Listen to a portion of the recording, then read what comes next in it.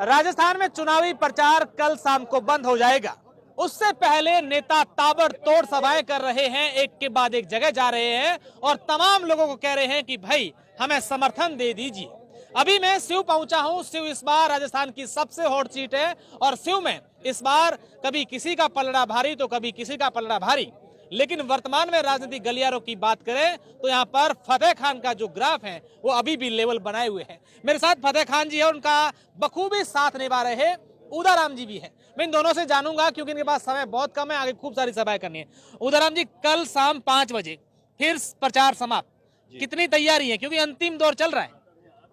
तैयारी का जहां तक प्रश्न है तो पूरे जो शिव विधानसभा के माननीय मतदाता और सामाजिक कार्यकर्ता और छत्तीस कौम ये मानस बना चुकी है कि इस बार फतेह खान को विजयी बनाने के लिए उन्होंने कमर कस ली है और वोट की चोट करके पूरी तैयारी कर ली है। सामाजिक अगर बात करें, क्योंकि शिव में इस बार जो है वोट है वो कहीं ना कहीं जातिगत आधार पर जो रूप ले लिया है, कई प्रकार की बातें आती है, क्या कहना चाहेंगे उसको लेकर?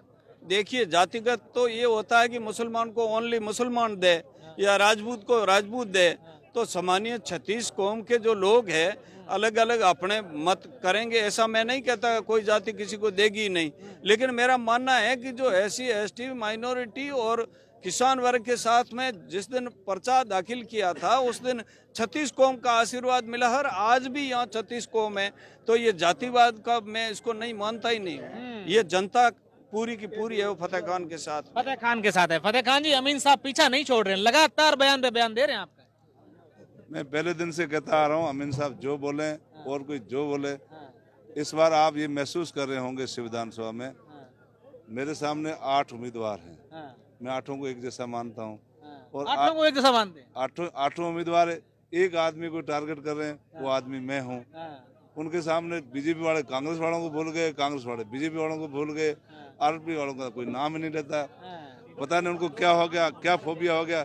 हर मंच पे फतेह खान, उदाराम, निर्दलीय प्रत्याशी, निर्दलीय फिरदलीय, पता नहीं क्या क्या बोल रहे हैं और कई छोटे छोटे अपशब्द भी बोल रहे हैं, लेकिन मैं उस बात पे नहीं जाना चाहता हूँ। इससे हमें महसूस होता है कि हम कहीं न कहीं मजबूत हैं, इसलिए वो हमसे डर रहे हैं। अब देखिए, आखिरी घंटे चुनाव प्रचार को हैं, उसके बाद रात को चुनाव होगा, चुपके से चुनाव होगा, कई प्रकार के प्रचार होंगे, लेकिन अब इन घंटों में क्या पूरी रणनीति बनी है कि बस अब जाना है और कैसे वोटर्स को साथ लें? देखिए, शिव की जनता बड़ी समझदार है। शिव का पानी, हमारे यहाँ अपने मारवाड़ी में कहते हैं, शिव का पानी बड़ा गहरा पानी है। ऊपर वाला पानी नहीं पीते हैं, गहरा पानी पीते हैं। ये अफवाहों में नहीं आने वाले हैं, ये बहकावे में नहीं आने वाले हैं। ये जो फैसला लेते हैं सोच समझ के लेते हैं। आप भी देख रहे होंगे राष्ट्रीय पार्टियां पता नहीं कौन से नंबर पे पहुंच गई है, वो तो 3 तारीख को पता चलेगा।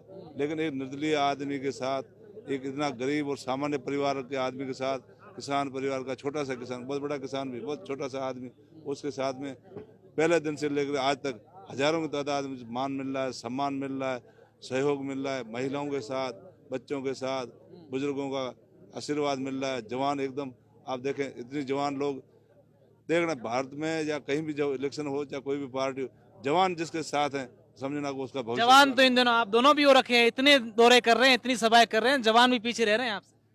भाई जवान का डेफिनेशन क्या है पता नहीं, हम भी कोई बड़े उम्र वाला नहीं है। जब 90 साल बड़ा जवान है तो मेरी उम्र तो अभी 50 साल ही हुई भाई। इशारा उस तरफ है।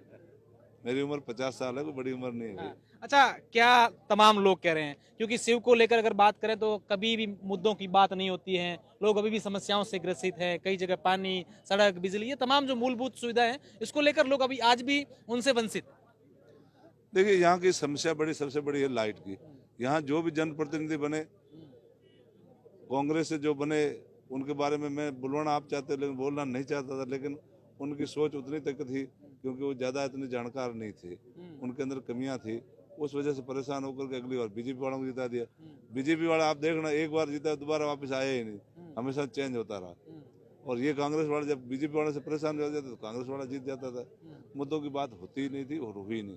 मैं आपको ये जनता को आपके माध्यम से आश्वस्त करना चाहूँगा, हम कोई अनपढ़ टाइप आदमी नहीं है, हर चीज़ समझते हैं। लाइट का उत्पादन यहाँ कितना हो रहा है ये भी हमें पता है, यहाँ मिनरल्स कितना निकलता है ये भी हमें पता है, यहाँ क्या काम चलते हैं ये भी हमें पता है। शिव की जनता का जो हक है वो उनको हक दिलाएंगे तो इनको पूरी पूरी बिजली भी मिलेगी, पूरा पूरा काम भी मिलेगा, रोजगार भी मिलेगा और यहाँ का विकास भी होगा। फतेह खान अपनी टक्कर में किसको मान रहे हैं आज? मैं सामने वाले टक्कर के जाए उसके ऊपर जाना नहीं चाहता। मैं तो मेरी हमेशा कहता मैं मेरी लाइन लंबी हो गई है, बाकी सब लाइन पीछे छोटी हो गई। उदयराम जी, तमाम बातें हो गई, वोट को लेकर सारी चीजें हो गई। कल चुनाव प्रचार जो है वो थम जाएगा, उसके बाद 25 को मतदान है। कितना प्रतिशत इस बार जो है शिव में मतदान हो सकता है, क्योंकि आपने 2018 में चुनाव भी लड़े थे? देखिए, शिव के सामान्य मतदाता हमेशा जागरूक रहे हैं।